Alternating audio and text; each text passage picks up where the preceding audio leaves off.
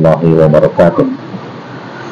Berjumpa lagi bersama saya dalam topik yang lain. Hari ini saya akan membahas masalah halal.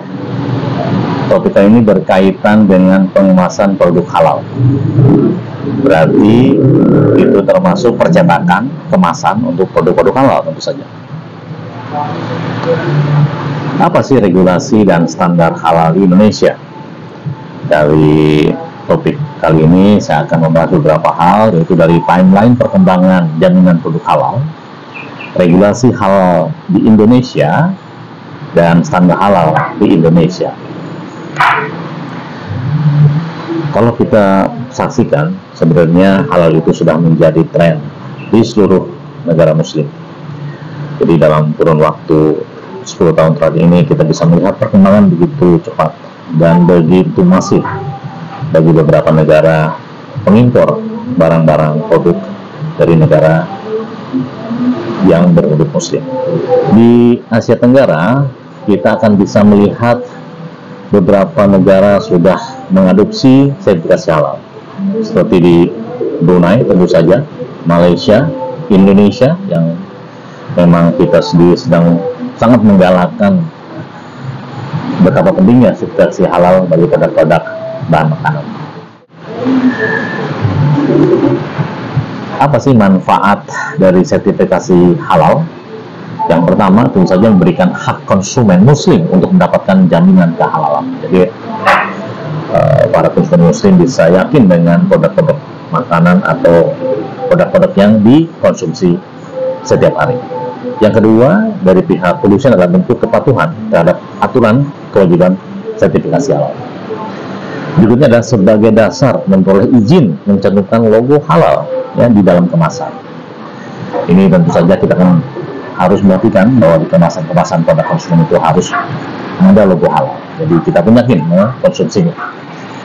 Yang berikutnya adalah meningkatkan nilai jual dan memperluas pasar. Tentu ini menjadi bentuk marketing strategi bagi produk-produk konsumen di negara-negara muslim.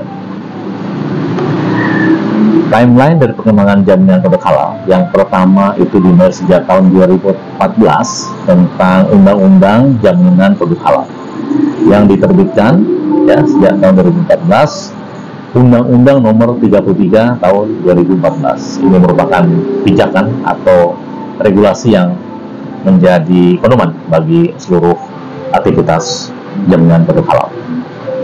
Kemudian di 2017 dibentuklah Badan Penjamin Jaminan Produk Halal atau disingkat dengan BPJPH yang berlokasi di ibu kota ya, di Jakarta ya. Kemudian pada tahun 2020 Undang-Undang Cipta Kerja disahkan, regulasi itu diterbitkan, dan kemudian di tahun yang sama 2021 Oktober wajib sertifikasi halal tahap kedua. Penerbitan Perpu di tahun 2022 yaitu nomor 2 tahun 2022, kemudian terakhir 2023 penerbitan Undang-Undang Nomor 6 2023.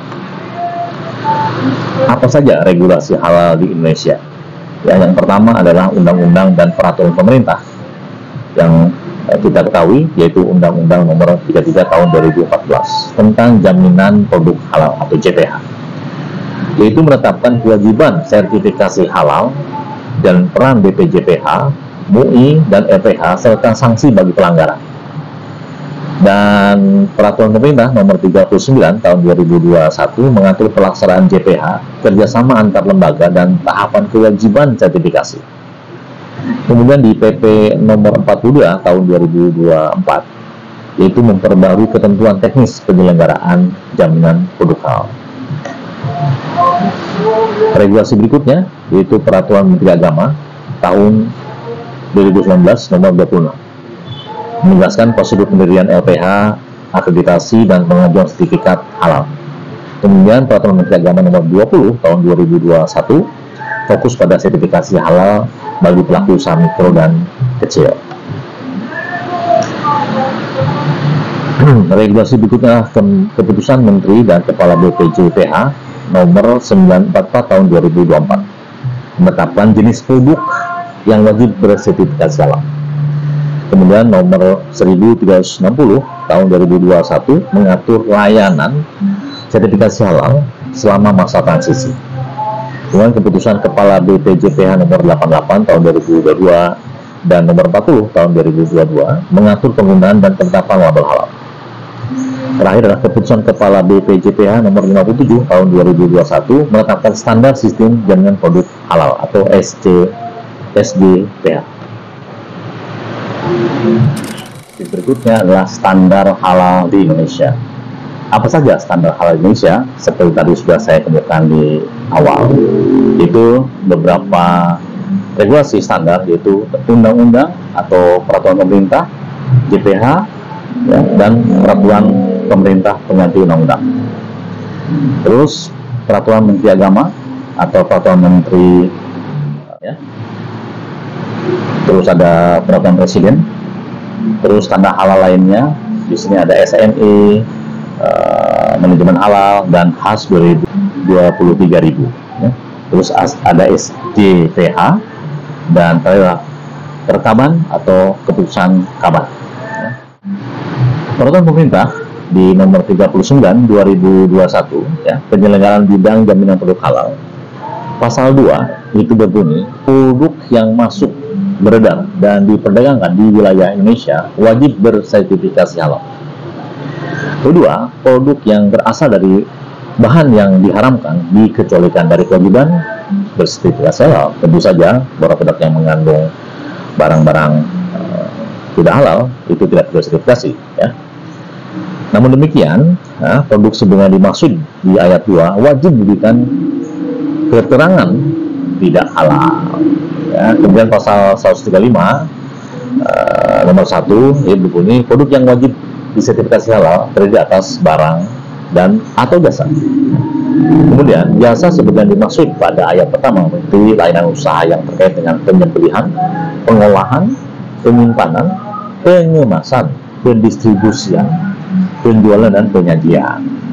Nah, dan di sini disebutkan ada layanan jasa pengemasan, yang ini akan berkorelasi dengan bahasan saya yang utama tadi ketika awal itu tentang pengemasan, yang berarti akan bersentuhan dengan perusahaan cetak yang mencetak pengemasan untuk produk-produk halal.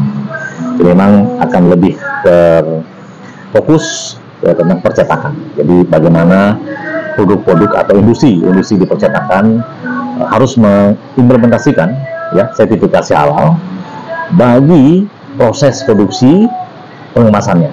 Ya, jadi memang menarik ini. Jadi dan saya pikir perlu diketahui oleh teman-teman, ya, atau bapak-bapak, ibu-ibu yang bergerak di industri percetakan pengemasan produk-produk halal. Saya pun akan memberikan tahapan berlakunya sertifikasi halal itu dimulai tahun 2019 Oktober sampai 2024. Itu dimulai dari makanan, minuman, hasil sembelihan, dan jasa penyembelihan. Kemudian di tahun berikutnya, yaitu di tahapan berikutnya, itu Oktober 2021 sampai 2026, ya, barang gunaan yang digunakan kategori PKRT, perlengkapan peribadatan umat Islam, alat tulis, dan perlengkapan kantor.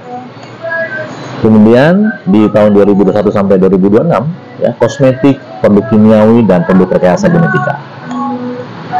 Terus di tahun 2021 sampai 2026 juga barang gunaan yang dimanfaatkan kategori alat kesehatan, ya, kelas risiko A sesuai ketentuan perundang-undangan. Di tahun yang sama, periode yang sama 2021 sampai 2026, ya, obat tradisional, obat kuasi, dan suplemen kesehatan kita harus bersertifikasi halal. Kemudian di masa yang sama, Oktober 2021-2026, barang gunaan yang dipakai kategori sandang, penutup kepala, dan aksesoris juga bersertifikasi halal. Kemudian tentu saja untuk obat bebas dan obat bebas terbatas di tahun 2021 sampai 2029 masanya harus bersertifikasi halal. Kemudian barang gunaan yang dimanfaatkan kategori alat kesehatan kelas risiko B sesuai ketentuan perundang-undangan itu nanti di tahun 2020 sampai 2029. Sedangkan barang guna yang dimanfaatkan kategori alat kesehatan kelas risiko C sesuai ketentuan perundang-undangan itu di periode 2021 sampai 2034. Jadi memang masih lama, ya, tapi proses sudah dimulai dari 2021 yang lalu. Obat keras kecuali psikotropika juga harus harus sertifikasi halal ya sampai 2034 nanti. Tahapan berikutnya sebagai barang apa yang disertifikasi halal adalah produk berupa obat, produk biologi, dan alat kesehatan yang bahan bakunya belum bersumber dari bahan halal dan atau cara pembuatannya belum halal. Itu nanti akan sesuai ketentuan. Jadi topik ini tentu sebagai dasar pembahasan selanjutnya, yaitu tentang sertifikasi halal untuk percetakan pengemasan produk halal. Sertifikasi halal untuk industri percetakan Indonesia bukan berarti tinta atau kertas yang bisa dimakan ya. Jadi melainkan memastikan bahwa seluruh proses produksi tidak mengandung unsur haram atau najis, terutama jika hasil cetakannya digunakan untuk produk makanan, kosmetik, obat, atau kemasan yang bersentuhan dengan konsumen muslim, yaitu produk-produk halal tadi. Tujuan sertifikasi halal di industri percetakan ya, tentu kita harus mengetahui apa sebenarnya tujuannya sebagai yang hakiki, yaitu menjamin kehalalan produk akhir, misalnya kemasan makanan atau label halal yang dicetak harus sudah dari bahan haram, jangan sampai terkontaminasi ya. Mencegah kontaminasi silang, baik mesin cetak, tintanya, dan pelagutnya tidak boleh mengandung bahan baik dari babi atau alkohol yang tidak halal. Nah, ini menarik, nanti kita akan membahas tentang alkohol yang halal bagaimana, karena di sini disebutkan ada alkohol yang tidak halal. Jadi ada alkohol yang halal tapi untuk konsumsi industri, bukan dikonsumsi langsung oleh manusia. Kemudian mendukung ekosistem halal nasional. Jadi tujuan sertifikasi halal di industri percetakan adalah mendukung ekosistem halal nasional. Jadi percetakan adalah bagian dari rantai pasok halal, terutama untuk industri makanan, farmasi, dan kosmetik. Jadi itu yang bisa saya sampaikan ya, semoga berkenan. Jadi tunggu saja topik saya berikutnya yang akan membahas lebih detail lagi tentang sertifikasi halal di percetakan kemasan produk-produk halal. Semoga bermanfaat bagi Bapak Ibu yang berkegiatan di industri percetakan pengemasan produk-produk halal. Demikian informasinya, sampai jumpa. Adios.